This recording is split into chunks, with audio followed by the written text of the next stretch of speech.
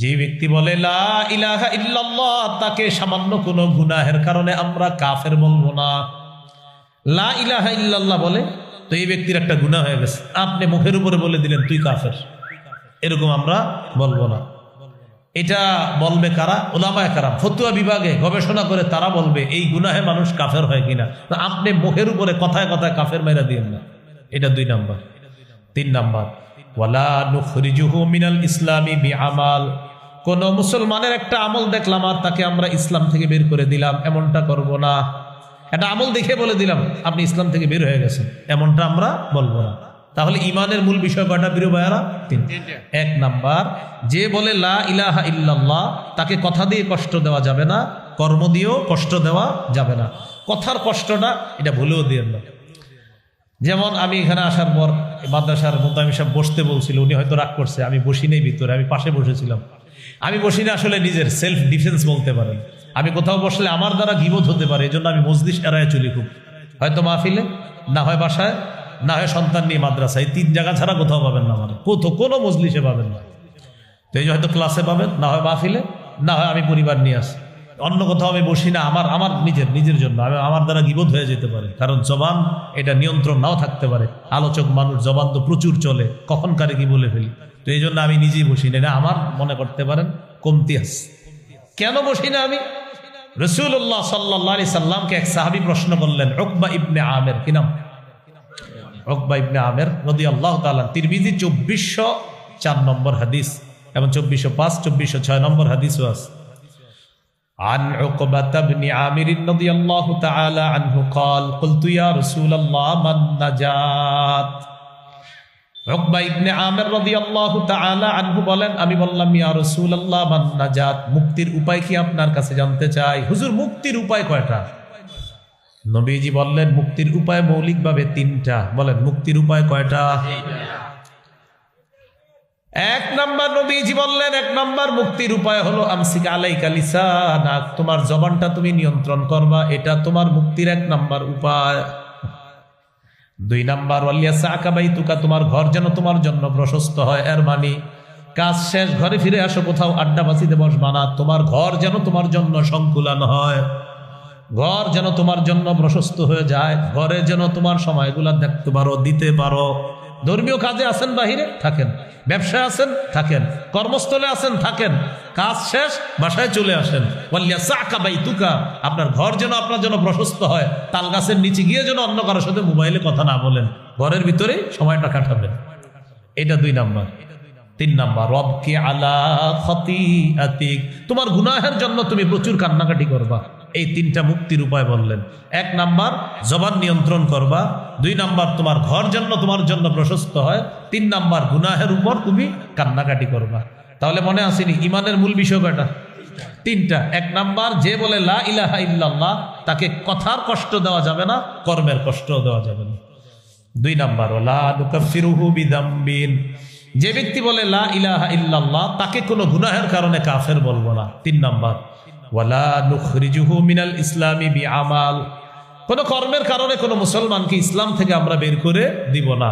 এই 3টা হলো ঈমানের মূল বিষয়। এরপর নবী বলেন, ওয়াল জিহাদু মাযিন মুনযু বা'সানি আল্লাহ ইলা আইয়ুকাতিলা আখির উম্মতি আল মাসিহাদ দাজ্জাল, আমাকে আল্লাহ তাআলা যেদিন থেকে নবী বানিয়েছেন সেদিন থেকে জিহাদের বিধান বলবৎ আছে, এটা চলতে থাকবে।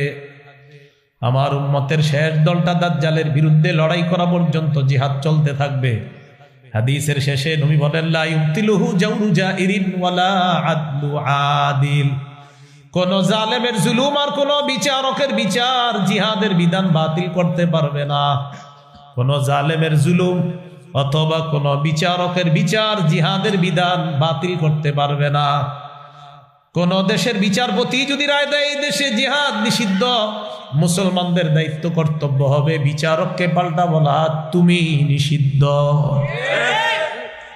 বিচারক যদি বলে জিহাদ নিষিদ্ধ, বলতে হবে আপনি নিষিদ্ধ, কারণ নবীজি বলে দিয়েছেন বিচারকের রায় জিহাদ নিষিদ্ধ হবে না।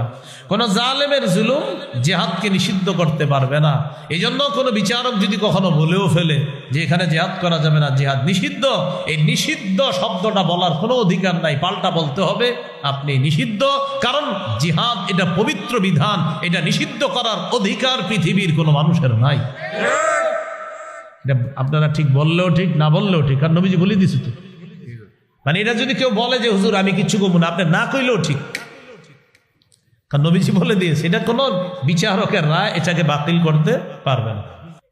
আল্লাহ তাআলা বলেন খাঁটি মুমিন তারা যারা আল্লাহকে বিশ্বাস করে, রসুলকে বিশ্বাস করে, নিজেদের জানমাল নিয়ে আল্লাহর রাস্তায় লড়াই করে। যারা আল্লাহ বিশ্বাস করে, রসুল বিশ্বাস করে, একটুও সন্দেহ করে না, নিজেদের জানমাল নিয়ে আল্লাহর রাস্তায় জিহাদ করে, আল্লাহ বলেন তারাই খাঁটি মুমিন। উলাইকা হুমুস সাদিকুন, আল্লাহ তাআলা বলেন তারাই খাঁটি সত্যবাদী, তারাই প্রকৃত সত্যবাদী মুমিন। এখানে তিনটা কথা বলা হয়েছে: আল্লাহকে বিশ্বাস করা, রাসূলুল্লাহ সাল্লাল্লাহু আলাইহি সাল্লামকে বিশ্বাস করা, জানমাল নিয়ে আল্লাহর রাস্তায় লড়াই করা। আমাদের জীবনে 8টা জিনিস আছে খুব পছন্দের। এই 8টা জিনিসের চাইতে বেশি ভালোবাসতে হবে আল্লাহকে, রসুলকে এবং জিহাদকে। সূরাতুত তাওবার 24 নম্বর আয়াতে আল্লাহ তাআলা বলেন, কুল ইন কানা আবাউকুম ওয়া আবনাউকুম ওয়া ইখওয়ানুকুম ওয়া আজওয়াজুকুম ওয়া আশীরাতুকুম ওয়া আমওয়ালুন ইকতারাফতুমুহা ওয়া তিজারাতুন তাখশাউনা কাসাদাহা ওয়া মাসাকিনু তারদাউনাহা আহাব্বা ইলাইকুম মিনাল্লাহি ওয়া রাসূলিহি ওয়া জিহাদিন ফি সাবিলিহি ফাতারাব্বাসু হাত্তা ইয়াতিয়াল্লাহু বিআমরি। আল্লাহ তাআলা বলেন ইন কানা আবাউকুম, যদি তোমাদের মা বাবা, ওয়া আবনাউকুম, যদি তোমাদের সন্তান, ওয়া ইখওয়ানুকুম, যদি তোমাদের ভাই বোন, ওয়া আজওয়াজুকুম, যদি তোমাদের স্ত্রীগণ, ওয়া আশীরাতুকুম, যদি তোমাদের পরিবার, ওয়া আমওয়ালুন ইখতারাফতুমুহা, যদি তোমাদের সম্পদ, ওয়া তিজারাতুন তাখশাউনা কাসাদাহা, যদি তোমাদের ব্যবসা, ওয়া মাসাকিনু তারদাউনাহা, যদি তোমাদের প্রিয় বাসস্থান। এই 8টা জিনিস যদি আহাব্বা ইলাইকুম মিনাল্লাহ, আল্লাহর চেয়ে অধিক পছন্দের হয়, ওয়া রাসূলি, রসুলের চেয়ে বেশি পছন্দের হয়, ওয়া জিহাদিন ফি সাবিলি, এবং আল্লাহর রাস্তায় জিহাদের চেয়ে যদি বেশি পছন্দ হয় এই 8টা জিনিস, ফাতারাব্বাসু হাত্তা ইয়াতিয়াল্লাহু বিআমরি, তাহলে অপেক্ষা করো, আল্লাহ তোমাদের উপর গজব নিয়ে আসবে, এই গজব আনা পর্যন্ত অপেক্ষা করো। বলি নাউজুবিল্লাহ। আয়াত থেকে কি শিখলাম? বাবা মার চেয়ে, সন্তানের চেয়ে, ভাই বোনের চেয়ে, স্ত্রীর চেয়ে, পরিবারের চেয়ে, সম্পদের চেয়ে, ব্যবসার চেয়ে, প্রিয় বাসস্থানের চেয়ে আল্লাহকে, রসুলকে আর জিহাদকে বেশি ভালোবাসতে হবে। সূরাতুস সাফফি 11 নম্বর আয়াত, 28 পারা, 11 নম্বর পৃষ্ঠা, 10 থেকে 13 নম্বর আয়াত। 28 পারা, 11 নম্বর পৃষ্ঠা, 10 থেকে 13 নম্বর আয়াত, সূরাতুস সাফফি। আল্লাহ তাআলা বলেন, ইয়া আইয়ুহাল্লাযীনা আমানু হাল আদুল্লুকুম আলা তিজারাতিন তুনজিকুম মিন আযাবিন আলীম তুমিনুনা বিল্লাহি ওয়া রাসূলিহি ওয়া তুজাহিদুনা ফি সাবিলিল্লাহি বিআমওয়ালিকুম ওয়া আনফুসিকুম। আল্লাহ বলেন, হে ঈমানদারগণ, আমি কি তোমাদেরকে এমন একটা ব্যবসার কথা বলবো যে ব্যবসা তোমাদেরকে যন্ত্রণাদায়ক আযাব থেকে রক্ষা করবে। সেই ব্যবসা কি? তুমিনুনা বিল্লাহ, আল্লাহকে বিশ্বাস করবা, ওয়া রাসূলি, রাসূলকে বিশ্বাস করবা, ওয়াতুজাহিদুনা ফি সাবিলিল্লাহি বিআমওয়ালিকুম ওয়া আনফুসিকুম, জান মাল নিয়ে আল্লাহর রাস্তায় লড়াই করবা, জিহাদ করবা। এটা হলো সেই ব্যবসা। এই ব্যবসা তোমাদেরকে যন্ত্রণাদায়ক আযাব থেকে রক্ষা করবে। এটা 1 নাম্বার উপকার। 2 নাম্বার, যালিকুম খায়রুল লাকুম ইন কুনতুম তা'লামুন, এটাই তোমাদের জন্য কল্যাণ যদি তোমরা জানতে, যদি তোমরা বুঝতে, এটাই তোমাদের জন্য কল্যাণ। 3 নাম্বার উপকার, ইয়াগফির লাকুম যুনুবাকুম, আল্লাহ বলেন তোমাদের আগের সবগুলা গুনাহ আল্লাহ মাফ করে দিবেন। 4 নাম্বার, ওয়ায়ুদখিলকুম জান্নাতিন তাজরি মিন তাহতিহাল আনহার, আল্লাহ তোমাদেরকে এমন বাগানে প্রবেশ করাবেন যার তলদেশ দিয়ে নহর সমূহ প্রবাহিত হবে। 5 নাম্বার, ওয়া মাসাকিনা তাইয়িবাতান ফি জান্নাতি আদ, চিরস্থায়ী বসবাসের জান্নাতে তোমাদেরকে মনোভূত বাসস্থান আল্লাহ দান করবেন। যালিকাল ফাউজুল আযীম, আল্লাহ বলেন এটা মহান সফলতা। 6 নাম্বার, ওয়া উখরা তুহিব্বুনাহা নাসরুম মিনাল্লাহি ওয়া ফাতহুন করিব, তোমাদের মনোভূত আরো নিয়ামত আল্লাহ দান করবেন, যেমন দুনিয়াতেই আল্লাহর পক্ষ থেকে সাহায্য আসবে এবং আসন্ন নিকটতম বিজয় আল্লাহ তোমাদেরকে দান করবেন। শেষে আল্লাহ বলেন ওয়াবাশশিরিল মুমিনিন, নবী আপনি মুমিনদেরকে সুসংবাদ জানায়া দেন। তাহলে গুরুত্বপূর্ণ 3টি বিষয় বারবার ফুটে আসতেছে। আল্লাহকে বিশ্বাস করা, রসুলকে বিশ্বাস করা, আল্লাহর রাস্তায় লড়াই করা, জিহাদ করা। আল্লাহ আমাদেরকে এই 3টা অত্যন্ত সুন্দর এবং শ্রেষ্ঠ 3টা গুণ, এই গুণগুলো যেন আমরা অর্জন করতে পারি, আল্লাহ তৌফিক দান করেন। আবু দাউদের হাদিস 2504 নম্বর হাদিস, قال رسول الله صلى الله عليه وسلم জাহিদুল মুশরিকিনা বিআমওয়ালিকুম ওয়া আনফুসিকুম ওয়া আলসিনাতিকুম, নবীজি বলেন তোমরা মুশরিকদের বিরুদ্ধে লড়াই করো তোমাদের সম্পদ দিয়ে, তোমাদের জান দিয়ে এবং তোমাদের জবান দিয়ে। মুশরিকদের বিরুদ্ধে লড়াই করো সম্পদ দিয়ে, জান দিয়ে, জবান দিয়ে। কিছু মুশরিকের ভাবসাবে এমন মনে হচ্ছে ইদানিং কালে 90 ভাগের বেশি মুসলমানের উপরে এই গুটি কিছু মুশরিকরা ভাবসাবে বুঝায় তারা আমাদের উপর আধিপত্য বিস্তার করতে চায়। এরকম একটা ভাবসাব বুঝাইতেছে। রাসূলুল্লাহ সাল্লাল্লাহু আলাইহি সাল্লাম বলেন এদের বিরুদ্ধে লড়াই করবা, সম্পদ দিয়ে লড়াই করবা, জান দিয়ে লড়াই করবা, আর তোমাদের জবান দিয়ে তোমরা লড়াই করবা।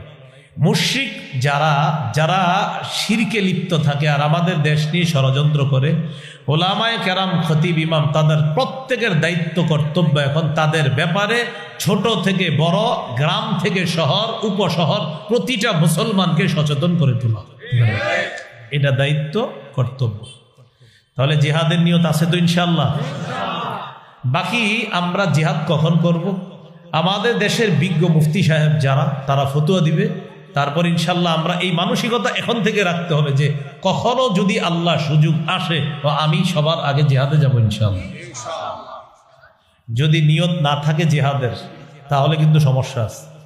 সহিহ মুসলিমের বর্ণনা 1910 নম্বর হাদিস, قال رسول الله صلى الله عليه وسلم من مات ولم يغزو ولم يحدث به نفسه مات على شعبة من النفاق, কোন মুসলমান মারা গেল আর জিহাদ করলো না অথবা জিহাদের সংকল্প করলো না, সে মুনাফিকি মৃত্যুবরণ করলো। বলি নাউজুবিল্লাহ।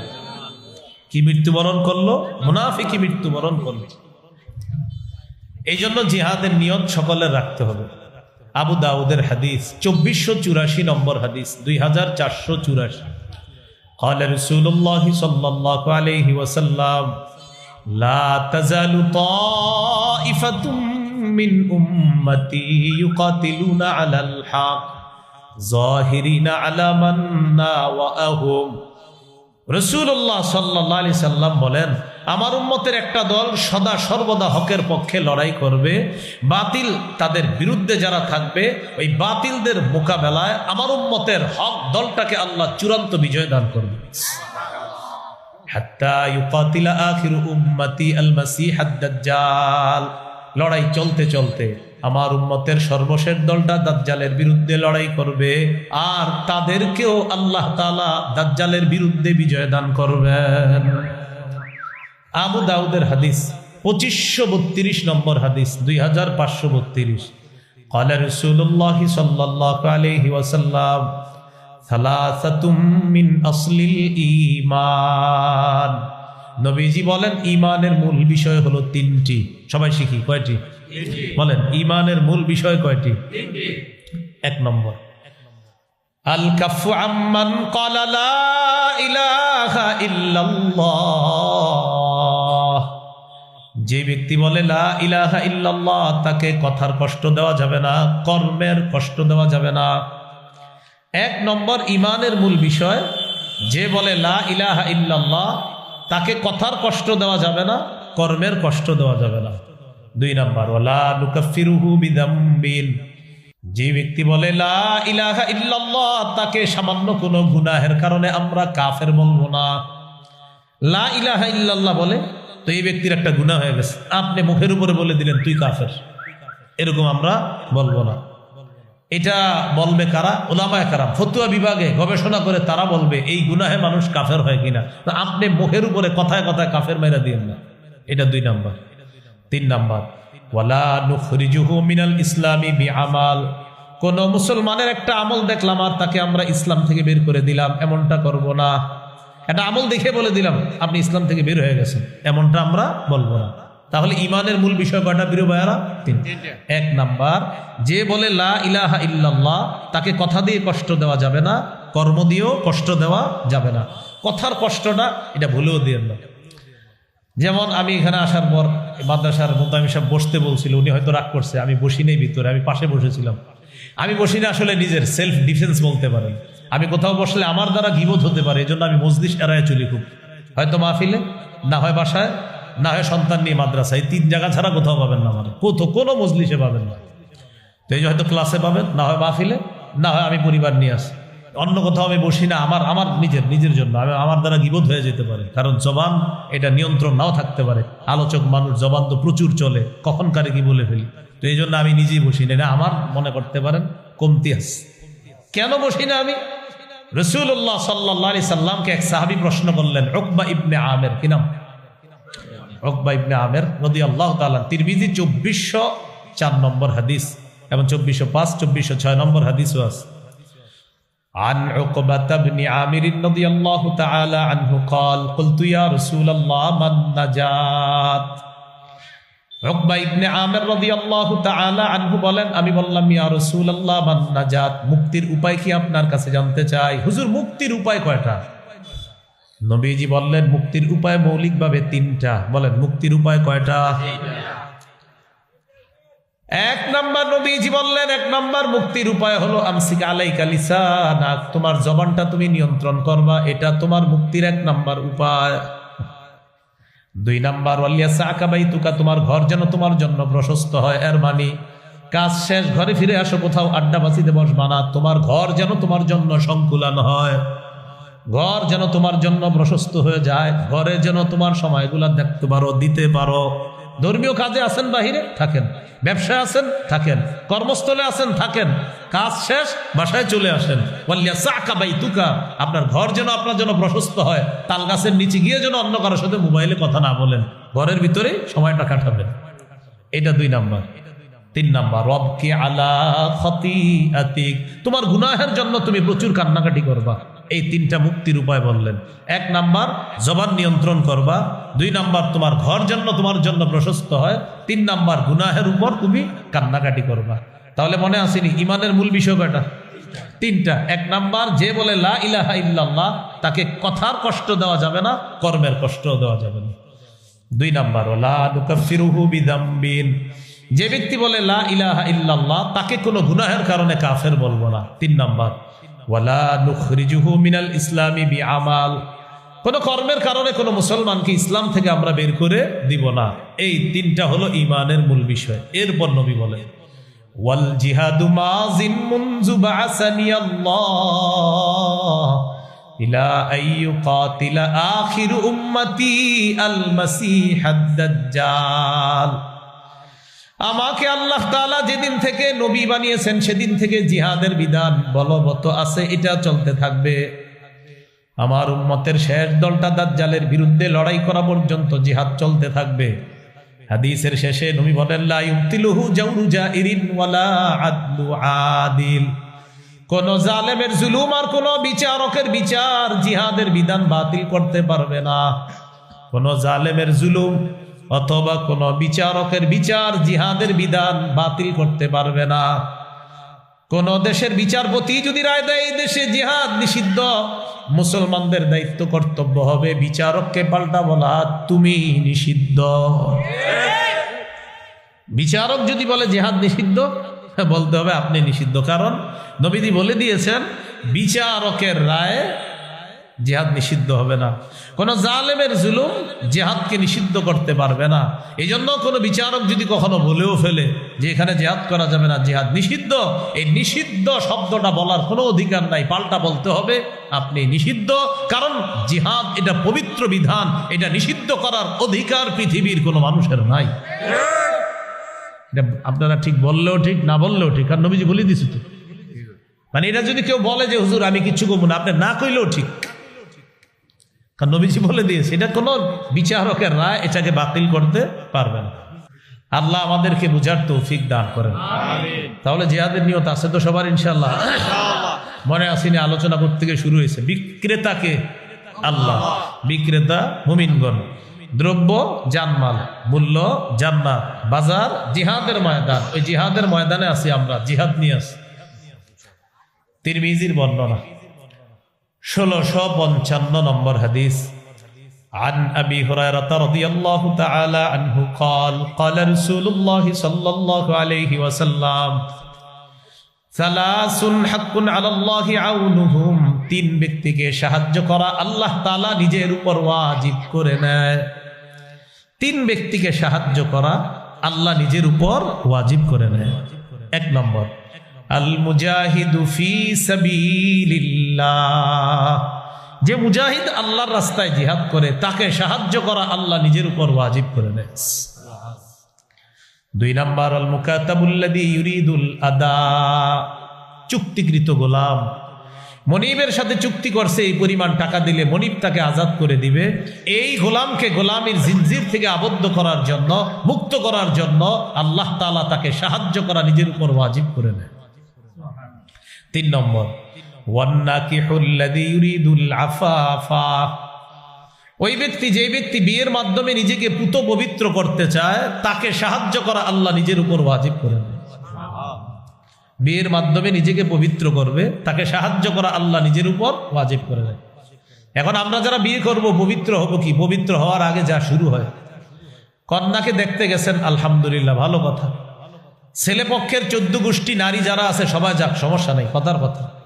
কিন্তু বিয়ের আগে ওই মেয়েটাকে আপনার বাবা, মানে মেয়ের হুবো শ্বশুর যিনি, তিনি তাকে দেখা হারাম। বলেন, তিনি তাকে দেখা কি হারাম?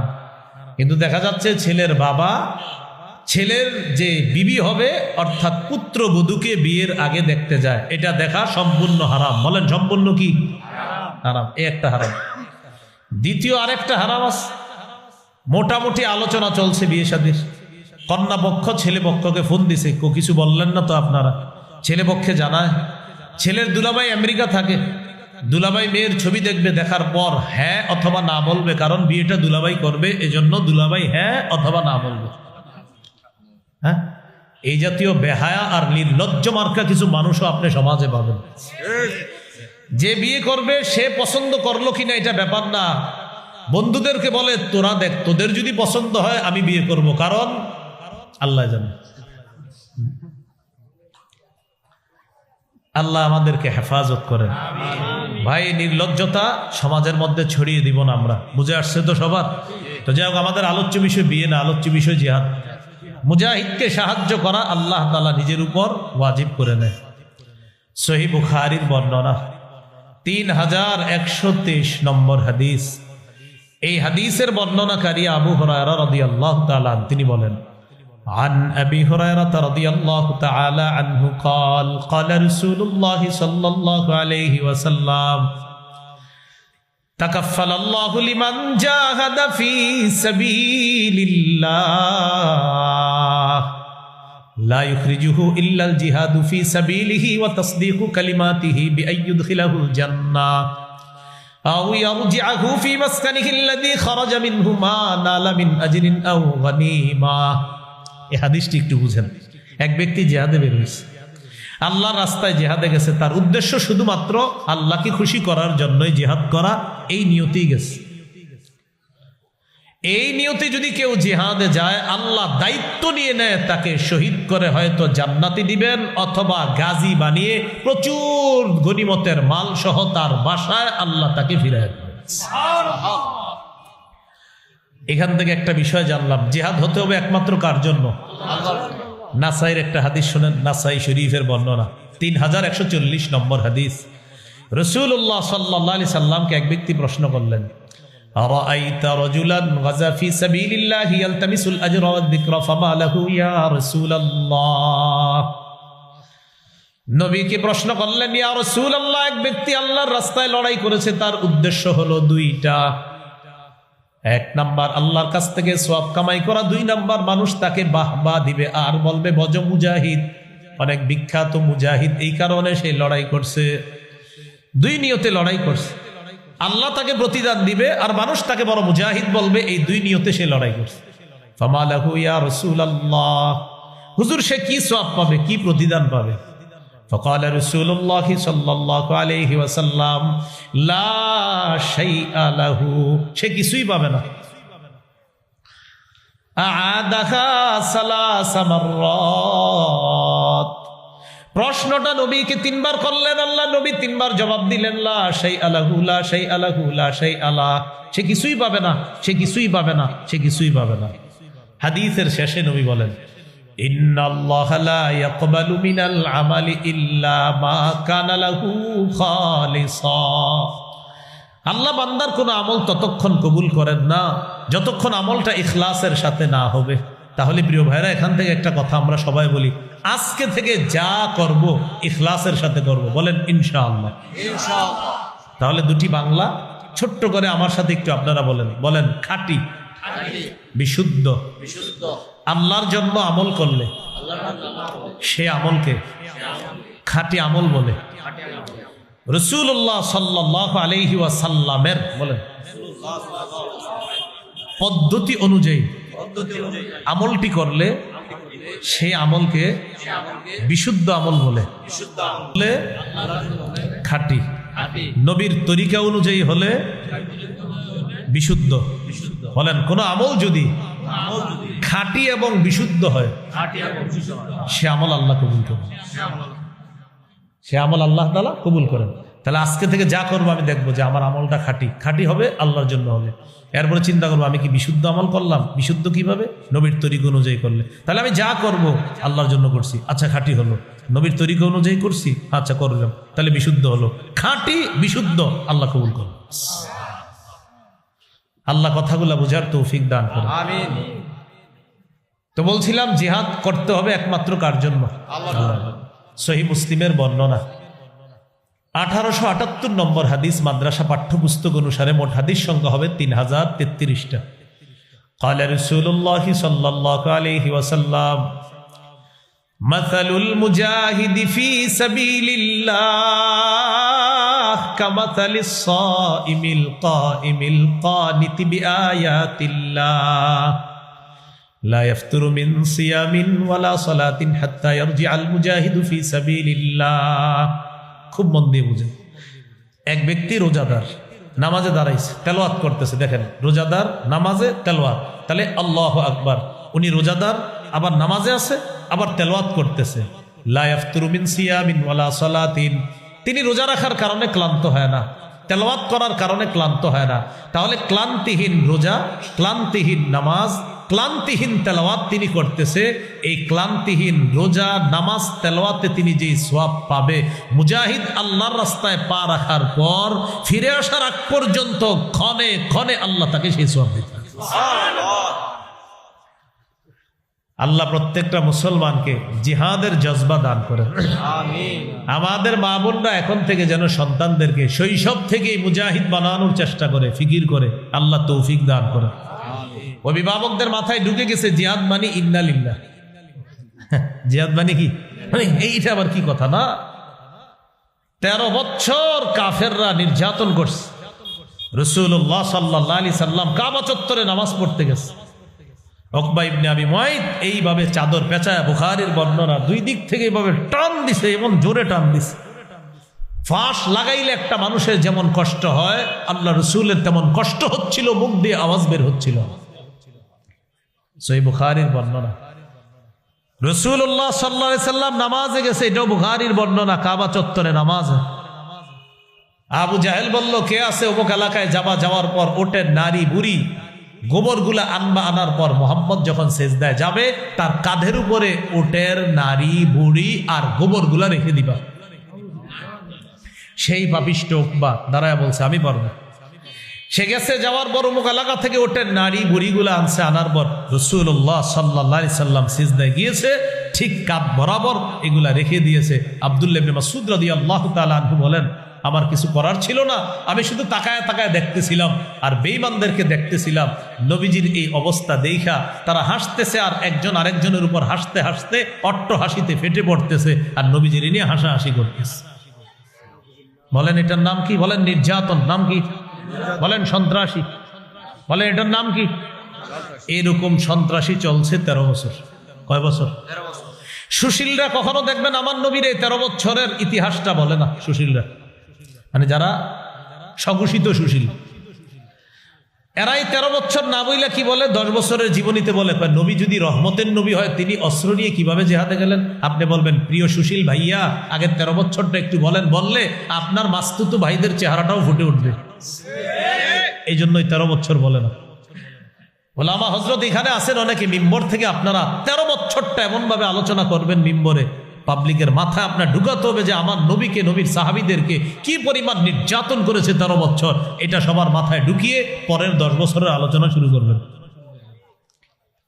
তখন আল্লাহ তাআলা সূরা হজের আয়াত নাজিল করলেন, উযিনা লিল্লাযীনা ইউকাতালুনা বিআন্নাহুম যুলিমু ওয়া ইন্নাল্লাহা আলা নাসরিহিম লাকাদির। যাদেরকে নির্যাতন করা হয়েছে, সূরা হজের 39-40 নম্বর আয়াতে আছে, আল্লাহ বলেন যাদেরকে নির্যাতন করা হয়েছে, আর না এবার অনুমতি দেওয়া হলো, পাল্টা আপনারা প্রতিহত করবেন, জিহাদের বিধান আপনাদেরকে দেওয়া হলো। তাহলে সন্ত্রাসগিরিকে মূলোৎপাটন করার জন্য পবিত্র বিধান জিহাদ আল্লাহ দিয়েছেন। জিহাদ আর সন্ত্রাস সম্পূর্ণ আলাদা। সন্ত্রাসী অপবিত্র, জিহাদ পবিত্র। সন্ত্রাস নির্মূল করার শ্রেষ্ঠ একটা পদ্ধতির নাম হলো পবিত্র জিহাদ। কথা কি বুঝে আসছে? এটা ঠিক বললে হবে না, এটা আরো 10 জনটা আপনি বুঝাইতে হবে। কালকে চা দোকানের সামনে গিয়ে কাকারে বলবেন, কাকা জিহাদ বুঝেন? কাকা বলবে, আরে কি কও এগুলো তোমরা? বলবেন জিহাদ আর সন্ত্রাস আলাদা। তখন বলবেন, কাকা আবু জাহেল 13 বছর, উতবা, সাইবা, ওলীদ, মুগীরা নবীরে 13 বছর যে নির্যাতন করছে এটা হলো সন্ত্রাসী। এরপরে আল্লাহ একটা বিধান দিছে, এটা হলো জিহাদ। কাকাই বলবে, ও তাহলে আগে নবীরে মারছে তারা? আপনি বললেন, হ্যাঁ আগে মারছে। আল্লাহ আমাদেরকে এই কথাগুলা সাবলীল ভাবে প্রত্যেকটা মানুষকে বোঝানোর তৌফিক দান করেন। আমিন। তো রাসূলুল্লাহ সাল্লাল্লাহু আলাইহি সাল্লামকে জিজ্ঞাসা করা হলো, আবু দাউদের হাদিস 1449 নম্বর হাদিস। এই হাদিসের বর্ণনাকারী সাহাবীর নাম আব্দুল্লাহ ইবনে হুবশিগিল খাতআমি রাদিয়াল্লাহু তাআলা। তিনি বলেন, আন্না রাসূলুল্লাহ সাল্লাল্লাহু আলাইহি ওয়াসাল্লাম সুইলা আইয়ুল আমালি আফযালু ইয়া রাসূলুল্লাহ। নবীজিকে জিজ্ঞাসা করা হলো, আল্লাহর কাছে সবচেয়ে শ্রেষ্ঠ আমল কোনটি? ফাকালা রাসূলুল্লাহ সাল্লাল্লাহু আলাইহি ওয়াসাল্লাম তুলুল কিয়াম, লম্বা সময় নামাজে দাঁড়িয়ে থাকা আল্লাহর কাছে শ্রেষ্ঠ আমল। সুবহানাল্লাহ। এই জন্য যোহর নামাজের আগে 4 রাকাত সুন্নত 2 মিনিটে প্যাকেজ কমপ্লিট করে ফেলবেন। মসজিদে ঢুকার পর দেখে আর জামাতের আছে 2 মিনিট, আল্লাহু আকবার, সে আপনাদের দেখায় দিবে যে 2 মিনিটে 4 রাকাত কিভাবে পড়া যায়। তুমি দেখো, আমার নাম অমুক, পারলে তুমি দেখাও। এরকম করবো আমরা? এই জিনাটা শুধু বললেন না, দিল থেকে বলেন, আসলে করবেন? এ আমার আপনার পাশে লোকেরা এরকম করতেছে। আল্লাহু আকবার। কিভাবে 2 মিনিটে দেখবেন আপনি কমপ্লিট পুরো প্যাকেজ 4 রাকাত পড়া, এরপর আবার তাসবিহ পড়বে সুবহানাল্লাহ। নবীজিকে প্রশ্ন করা হলো আল্লাহর কাছে শ্রেষ্ঠ আমল কোনটি? নবী বললেন তুলুল কিয়াম, লম্বা সময় নামাজে দাঁড়িয়ে থাকা। শীতকাল চলতেছে, একটু চেষ্টা করবেন রাতের বেলা উঠে আল্লাহর দরবারে একটু হাজিরা দেওয়ার জন্য।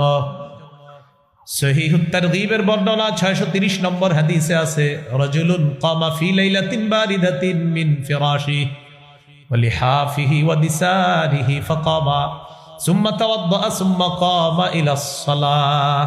এক ব্যক্তি শীতকালে ল্যাপ কম্বল বিছানা ছেড়ে উঠছে, ওঠার পর ওযু করছে, ওযু করার পর নামাজে দাঁড়িয়েছে, আল্লাহ তাকে দেখে হাসতে থাকে। দেখো করে কি, শীতের রাতেও করতেছে কি? ফেরেশতাদেরকে বলে, ও ফেরেশতারা, আমার এই বান্দা কেন দাঁড়িয়েছে আল্লাহ তো জানে।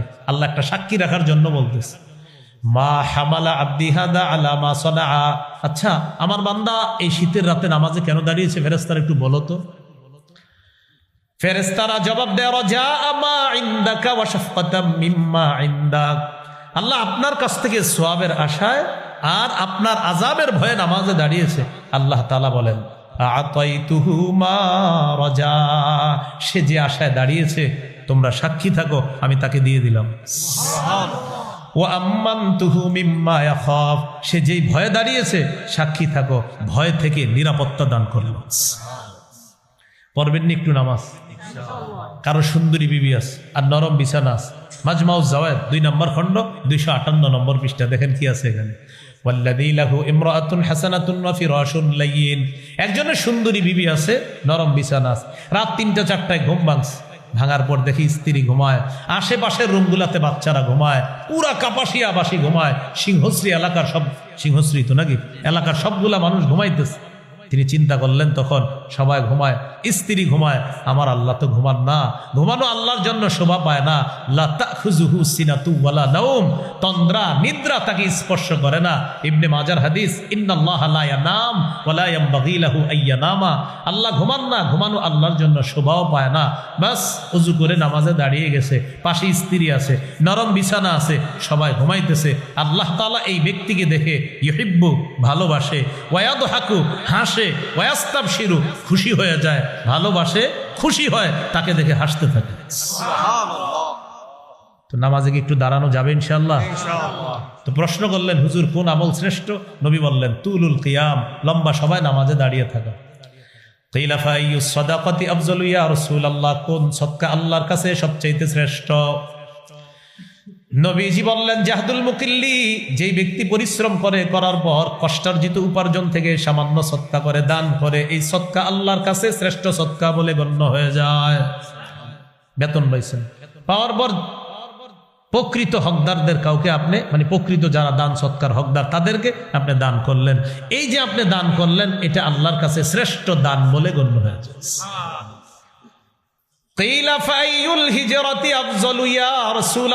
হুজুর আল্লাহর কাছে সবচেয়ে শ্রেষ্ঠ হিজরত কোনটি? নবীজি বললেন আল্লাহর কাছে শ্রেষ্ঠ হিজরত হলো মান হাজার মা হারামাল্লাহু আলাইহি। আল্লাহ যা হারাম করেছেন এই হারাম থেকে বেঁচে থাকা, এটা আল্লাহর কাছে সবচেয়ে শ্রেষ্ঠ হিজরত বলে গণ্য হয়। কিলা ফাআইয়ুল জিহাদি আফজালু ইয়া রাসূলুল্লাহ, আল্লাহর কাছে সবচেয়ে শ্রেষ্ঠ জিহাদ কোনটি? নবীজি বললেন মান জাহাদাল মুশরিকিনা বিমালিহি ওয়া নাফসিহি, যে ব্যক্তি নিজের জান মাল নিয়ে আল্লাহর রাস্তায় লড়াই করে, এই জিহাদ আল্লাহর কাছে সর্বশ্রেষ্ঠ জিহাদ বলে গণ্য হয়ে যায়। এখানে একটা বিষয়, নারীদের জন্য সর্বোত্তম জিহাদ কোনটা? সহিহ বুখারীর বর্ণনা 1520 নম্বর হাদিস। আন আয়েশা উম্মুল মুমিনিন রাদিয়াল্লাহু তাআলা আনহা কুলতু ইয়া রাসূলুল্লাহ ইয়া রাসূলুল্লাহ দারাল আমালা নারাল জিহাদ আফজালাল আমালি ইয়া রাসূলুল্লাহ আফালা নুজাহিদ। আম্মাজান বললেন ইয়া রাসূলুল্লাহ, আমরা দেখি জিহাদ হলো শ্রেষ্ঠ আমল, আমরা নারীরা কি জিহাদ করব না? নবীজি বললেন লা, না তোমরা সশস্ত্র জিহাদ করবে না। তাহলে হুজুর আমরা ফজিলত দরকার নাই? নবীজি বললেন তোমাদের জিহাদ হলো হজ্জুন মাবরুরুন, হজ করবা, এই হজ তোমাদের জন্য সর্বোত্তম জিহাদ হয়ে যায়। নারীদের জিহাদ সর্বোত্তম জিহাদ হলো হজ করা। নারীদের সর্বোত্তম জিহাদ কোনটা ভাই? হজ করা। আল্লাহ কথাগুলা মনে রাখার তৌফিক দান করেন। হাদিস কিন্তু এটা শেষ হয়নি। কোনটা? ওই যে আবু দাউদের 1449 সর্বশেষ প্রশ্ন, ফাআইয়ুল কতলি আশরাফু ইয়া রাসূলুল্লাহ, আল্লাহর কাছে সবচেয়ে শ্রেষ্ঠ মহামর্যাদাপূর্ণ হত্যাকাণ্ড কোনটা, শাহাদাত কোনটা? নবীজি বললেন, মান উহরিকা দামুহু ওয়া উকিরা জাওয়াদুহু, যে মুজাহিদকে আল্লাহর রাস্তায় শহীদ করা হলো আর তার ঘোড়াটাকেও শহীদ করা হলো, এই মুজাহিদের শাহাদাত আল্লাহর কাছে শ্রেষ্ঠ শাহাদাত বলে গণ্য হয়ে যায়। তাহলে আমরা নতুন আলোচনায় চলে আসলাম, শাহাদাত বলেন কি? শাহাদাত। তাহলে জিহাদের ময়দান, জিহাদ আলোচনা করতে করতে আমরা চলে আসলাম শাহাদাত বা শহীদ হওয়া। এখন বলেন শহীদ হওয়ার নিয়ত আসেনি সবার? সবাই বলেন নিয়ত আছে? আচ্ছা, এই সিংহশ্রী এলাকার এক ব্যক্তি নিয়ত করছে সোহাগপুরের, আল্লাহ আমি তো সোহাগপুরের মানুষ, আপনি যদি কখনো সুযোগ করে দেন আমি শহীদ হব আল্লাহ, আমার পাক্কা নিয়ত, এরকম নিয়ত করছে। সহিহ মুসলিমের বর্ণনা 1909 নম্বর হাদিস, 1909 নম্বর হাদিস।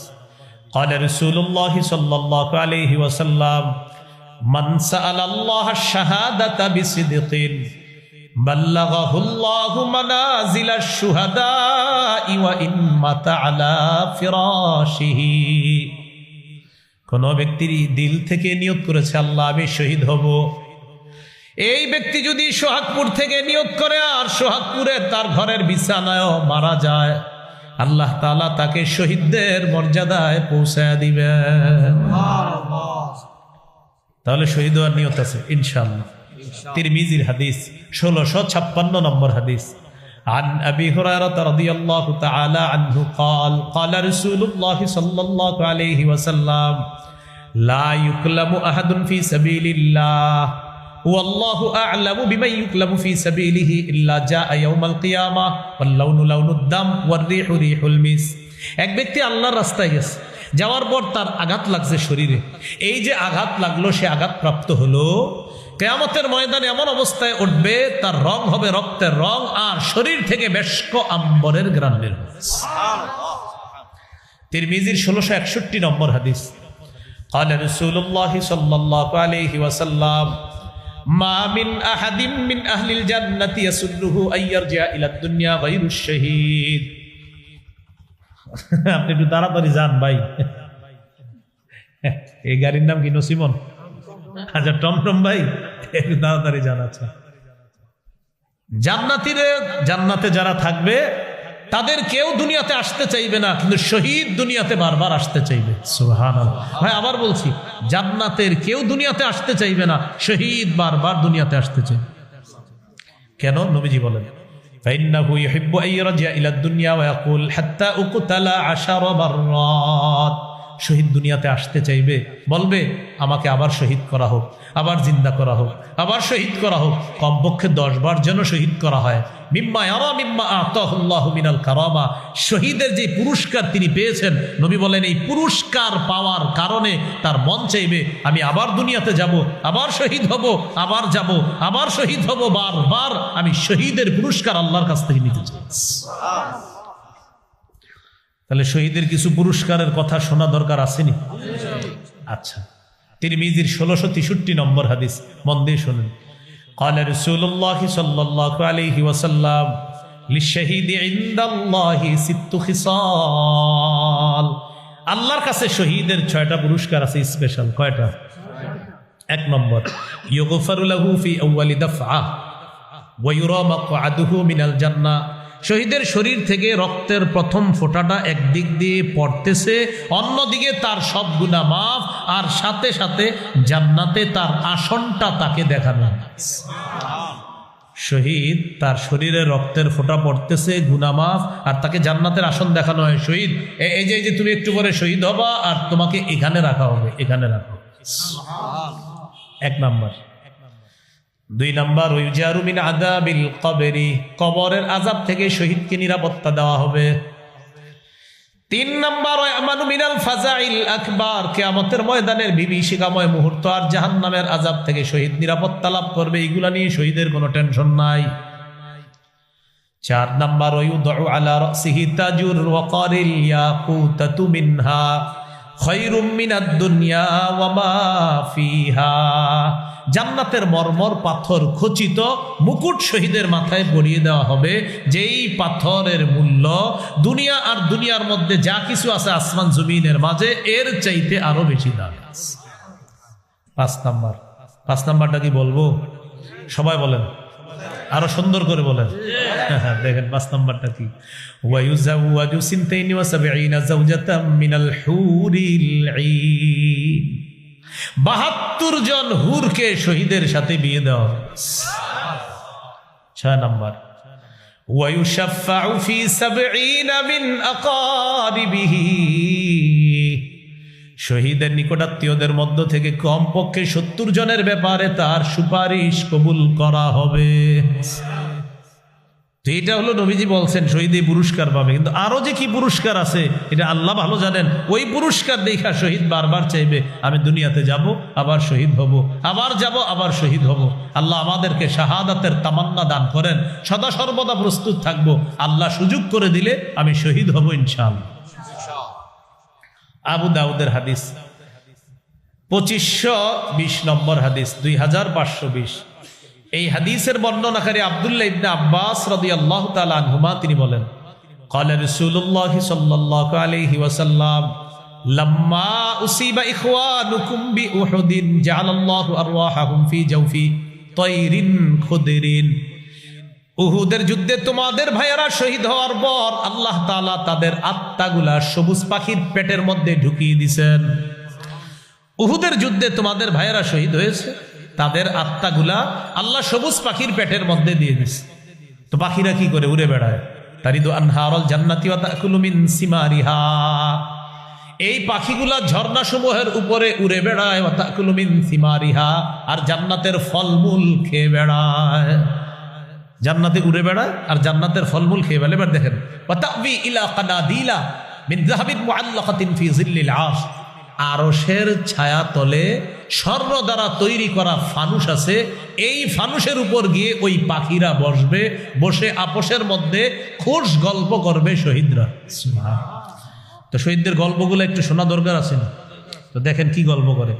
ফালাম্মা ওয়াজাদু তিবা মাকালিহিম ওয়া মাশরাবিহিম ওয়া মাকিলিহিম। শহীদরা যখন তাদের মনোভূত খাবার পেল, পানীয় পেল, বাসস্থান পেল, তখন শহীদরা আপসের মধ্যে বলা বলি করে, মাইয়ুবাল্লিগু আন্না ইখওয়ানানা। আচ্ছা, আমাদেরকে যে আল্লাহর পক্ষ থেকে রিজিক দেওয়া হচ্ছে, আমাদের এই বিষয়টা, আমরা যে জীবিত আর আমাদেরকে রিজিক দেওয়া হয়, এটা দুনিয়ায় জীবিত ভাই যারা আছে তাদেরকে কে জানাবে? শহীদরা বসে বসে বলতেছে যে আমাদের দুনিয়ার ভাইদেরকে এই কথাগুলো কে পৌঁছায় দিবে?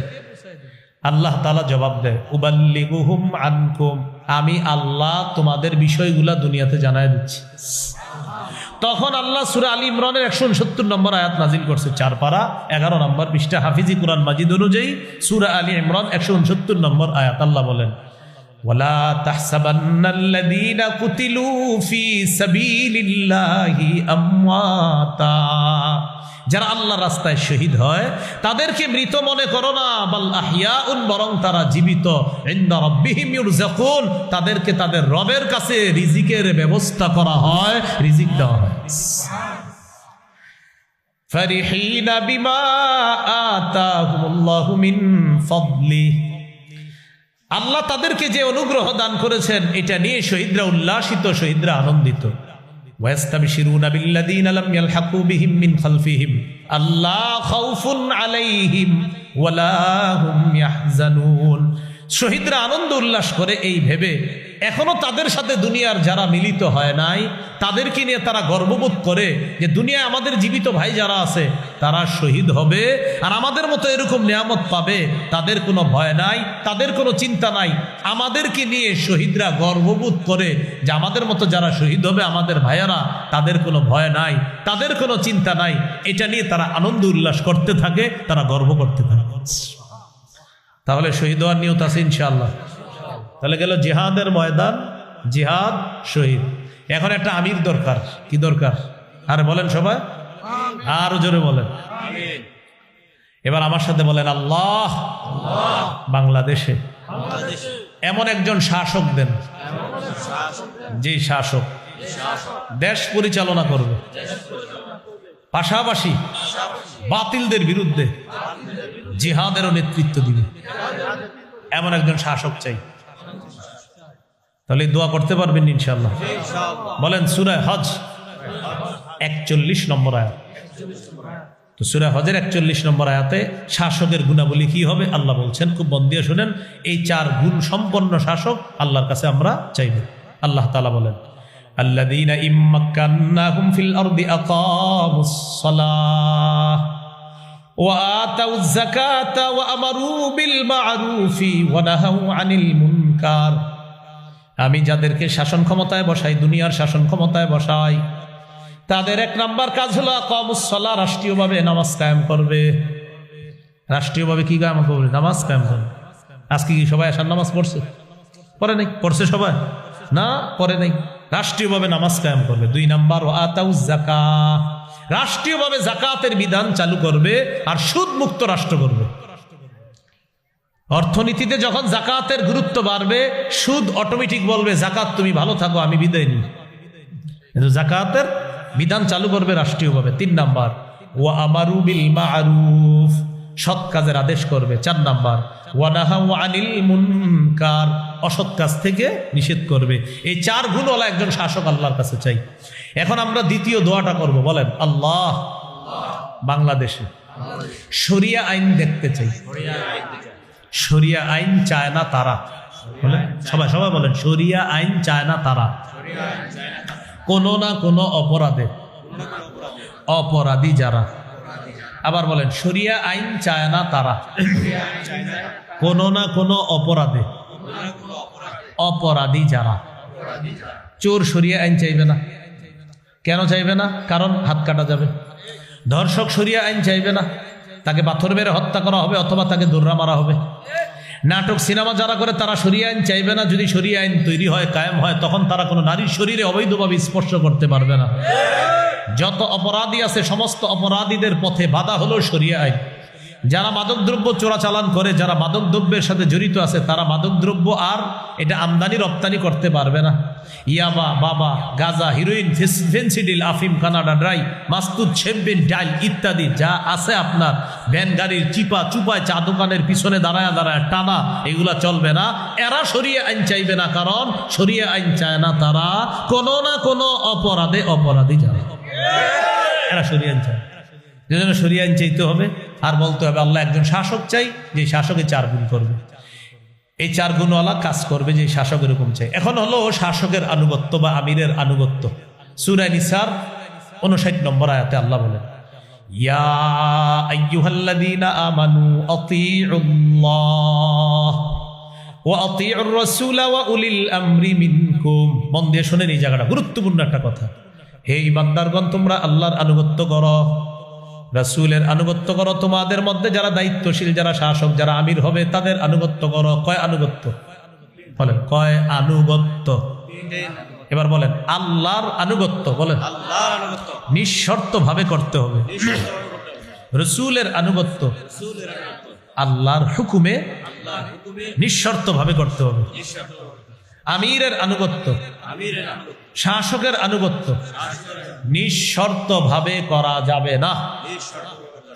শাসক যদি গুনাহের কথা বলে, বলেন নাফরমানির কথা বলে, কোরআনের অপব্যাখ্যা করে, হাদিসের অপব্যাখ্যা করে, সেই আমিরের, সেই শাসকের কথা শোনাও যাবে না, মানাও যাবে না। বুঝে আসছেনি সবার? আপনারা চুপ হয়ে গেলেন, বুঝে আসছে? আমি তো দলিল দিব। চুপ থাকার পরে আপনারা অনেকে মনে মনে করেন এটা কি কথা বললো, তো আমি যে হাদিসটা বলবো হাদিসের গিয়ে জিজ্ঞাসা করেন, হুজুর আপনি হাদিসটা কেন বলে গেলেন? সহিহ বুখারী 7144 নম্বর হাদিস। রাসূলুল্লাহ সাল্লাল্লাহু আলাইহি সাল্লাম বলেন, আস-সামউ ওয়াত তাআতু আলাল মারইল মুসলিমি ফীমা আহাব্বা ওয়া কারিহা মা লাম ইউমার বিমাসিয়া ফাইযা উমিরা বিমাসিয়াতিন ফালা সামআ ওয়ালা তাআতা। রাসূলুল্লাহ সাল্লাল্লাহু আলাইহি সাল্লাম বলেন, মুসলমানদের উপর দায়িত্ব, কর্তব্য হলো শাসকের কথা মানা, আমিরের কথা মানা, ততক্ষণ যতক্ষণ নাফরমানিমূলক কথার হুকুম না হবে, কর্মের হুকুম না হবে। ফাইদা উমিরা বিমাসিয়া, যদি নাফরমানির হুকুম করা হয়, আদেশ করা হয়, ফালা সামআ, সেই আমির সেই শাসকের কথা শোনা যাবে না, ওয়ালা তাআতা, তার ইতাআত করা যাবে না, তাকে মানা যাবে না। সহিহ বুখারীর বর্ণনা 4340 নম্বর হাদিস।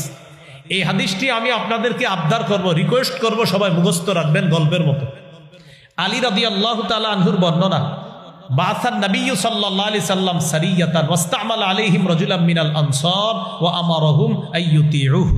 নবীজি একটা বাহিনী জিহাদে প্রেরণ করলেন, একজন আনসারীকে আমির বানায়া দিলেন, সাহাবীদেরকে বললেন আমির সাহেব যা বলবে সব শুনবা। আমি আবার বলছি, নবীজি একটা বাহিনীকে জিহাদে পাঠালেন, একজন আমির বানায়া দিলেন, আর বললেন আমির সাহেব যা বলবে সব শুনবা। আমির সাহেব সেনাবাহিনী নিয়ে রওনা করছে, ফাগাদিবা, রাগ করছে আমির সাহেবের, হঠাৎ রাগ উঠছে। রাগ ওঠার পর আমির সাহেব সেনাবাহিনীর সবাই বললেন, আলাইসা কদ আমারাকুম রাসূলুল্লাহ সাল্লাল্লাহু আলাইহি সাল্লাম আন তুতিউনি, আচ্ছা নবী কি তোমাদেরকে বলে নাই আমার আনুগত্য করতে? সবাই বললেন বালা, জি নবী বলেছেন আপনি আমাদেরকে যা বলবেন আমরা সব শুনবো, মানবো। আমির সাহেব বললেন ইজমাউলি হাতবা, লাকড়ি সংগ্রহ করে নিয়ে আস। ফাজামাউ লাহু, সবাই লাকড়ি সংগ্রহ করে আনছে। এবার আমির সাহেব বললেন লাকড়িগুলা স্তূপ করো, করছে, করার পর বললেন আউকিদুহা নার, লাকড়ির স্তূপে আগুন লাগাও। এটা কোনো কল্প কাহিনী নয়, সহিহ বুখারী 4340 নম্বর হাদিস। মোট হাদিস সংখ্যা হবে 7563টা। কারো পকেটে যদি উস্তাদ থাকে এখনই খুইলা মিলাম। রাসূলুল্লাহ সাল্লাল্লাহু আলাইহি সাল্লামের সাহাবী আমির সাহেব সেনাবাহিনীর সাহাবীদেরকে বললেন নবী কি তোমাদেরকে বলে নাই আমি যা বলবো তা শুনবা? জি বলছি। তো আমার জন্য লাকড়ি সংগ্রহ করে নিয়ে আসো, আমার সামনে নিয়ে আসছে। স্তূপ করার পর নবীজি বললেন আগুন লাগাও। ফাওকাদুহা নার, লাকড়ির স্তূপে আগুন লাগায় দিছে। আগুন লাগানোর পর নবীজি বললেন উদখুলুহা, তোমরা সবাই আগুনে ঝাঁপ দাও। কি করো তোমরা সবাই? কোথায় ঝাঁপ দাও? ফাহাম্মু, সব সাহাবীরা রেডি হয়ে গেছে আমির সাহেবের কথা মানার জন্য, তারা মানসিকভাবে প্রস্তুত, আগুনে ঝাঁপ দিবে, রেডি। ঝাঁপ দেওয়ার আগে একজন আরেকজন এভাবে খোঁচায়, এভাবে খোঁচায়। ফাজা আলা ইউমসিকু বাদুম বাদ, এই আসলে ঝাঁপ দিব, আসলে ঝাঁপ দিব। ইউমসিকু বাদুহুম বাদ ইয়াকুলুনা, একজন আরেকজন এমন করে আসলে কি ঝাঁপ দিব? কেন? ফারারনা মিনান নার ইলা রাসূলিল্লাহ সাল্লাল্লাহু আলাইহি সাল্লাম, আরে আমরা তো আগুন থেকে বাঁচার জন্য রাসূলুল্লাহ সাল্লাল্লাহু আলাইহি সাল্লামের কাছে আসছি, সেই নবী আমাদেরকে আগুনে ঝাঁপ দেওয়ার হুকুম মানতে বলবে, এটা কেমন জানি লাগতেছে, আসলে ঝাঁপ দিমু? তো ঝাঁপ দিবে কি দিবে না, আমিরের কথা মানবে কি মানবে না, এই করতে করতে হাত্তা খামাদাতিন নার, আগুন নিভে গেছে। সুবহানাল্লাহ। সাকানা গদবহু, আমির সাহেবের রাগও ঠান্ডা হয়ে গেছে। আলহামদুলিল্লাহ পড়ে। এরকম যদি একটা রাগ ঠান্ডার কথা শুনতাম আমরাও বলতাম আলহামদুলিল্লাহ। 10 বছর ধরে রাগটা ঠান্ডা হইল না। তো যাই হোক, আমির সাহেবের রাগ ঠান্ডা হয়ে গেছে। ঘটনাটা রাসূল সাল্লাল্লাহু আলাইহি সাল্লামের কাছে গেছে। হুজুর এরকম আমির সাহেব হুকুম করছিলেন তাদেরকে আগুনে ঝাঁপ দেওয়ার জন্য। নবীজি বললেন তারপর? তারা তো রেডি হয়েছিল ঝাঁপ দিতে, তারপর ঝাঁপ দেয় নাই। দিবে কি দিবে না এই টেনশন করতে করতে আর দেয় না। নবীজি বললেন লাউ দাখালুহা মা খারাজু মিনহা ইলা ইয়াউমিল কিয়ামা, আমিরের কথা শুই না তারা যদি সত্যি আগুনে ঝাঁপ দিত কিয়ামত পর্যন্ত আগুন থেকে বের হতে পারতো না। হাদিসের শেষে নবী বললেন ইন্নামাত তাআতু ফিল মারুফ, আমিরের কথা মানতে বলেছি ঠিক, আমিরের শুধু ন্যায়সঙ্গত কথাগুলা মানবা। আমির নাফরমানিমূলক কথা বললে তার কথা শোনা যাবে না, তার কথা মানা যাবে না। আমির যদি কোরআন সুন্নাহের অপব্যাখ্যা করে, আলেমরা যদি সেই অপব্যাখ্যা ধরিয়ে দেয়, ভাই 2-4 জন আলেম ভুল করতে পারে, লাখ লাখ আলেম ভুল করতে পারে না। লাখ লাখ আলেম যদি আমিরের ভুল ধরিয়ে দেয়, সেক্ষেত্রে আমিরের এই ভুলকে ভুল মেনে নেওয়াটা বুদ্ধিমানের কাজ হবে, এবং তার সঙ্গ ত্যাগ করে ওলামায়ে হযরতদের তত্ত্বাবধানে চলতে পারাটা এটা হবে বুদ্ধিমানের কাজ। আলেমদের কথাকে উপেক্ষা করা হবে হতভাগা হওয়ার লক্ষণ। এই জন্য সবাইকে বলবো আল্লাহর হস্তে মেহেরবানি করে ওলামায়ে কেরামের কথা বাড়ার চেষ্টা করবেন। ওলামায়ে কেরাম নবীর ওয়ারিস হিসাবে আপনাদের কাছে কোনটা পথভ্রষ্টতার রাস্তা আর কোনটা হেদায়েতের রাস্তা, কোনটা গোমরাহির রাস্তা, এটা স্পষ্ট করে দেয় আলেমরা। এই জন্য আপনারা তাদের কথাগুলা গ্রহণ করবেন। এই জন্য আমরা আলেমদের কথায় সাড়া দিয়ে আগামী, বলেন সবাই আগামী 31 জানুয়ারি 1-2 ফেব্রুয়ারি টঙ্গীর মাঠে উপস্থিত হব ইনশাআল্লাহ। কে মনে থাকবে ইনশাআল্লাহ? আল্লাহ তাআলা তৌফিক দান করেন।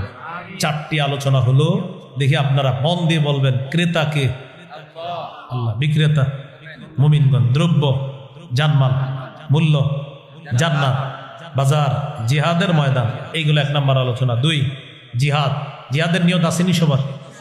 3 শহীদ হওয়ার নিয়ত আছে তো সবার ইনশাল্লাহ? 4 নাম্বার জিহাদের ময়দানে একজন নেতার দরকার। এই নেতৃত্বের যে 4 গুণাবলী হবে, এমন একজন শাসক আল্লাহর কাছে চাইব, যে শাসক 4টা কাজ করবে, এমন একজন শাসক আল্লাহর কাছ থেকে আমরা চেয়ে নিব। আল্লাহ তৌফিক দান করেন।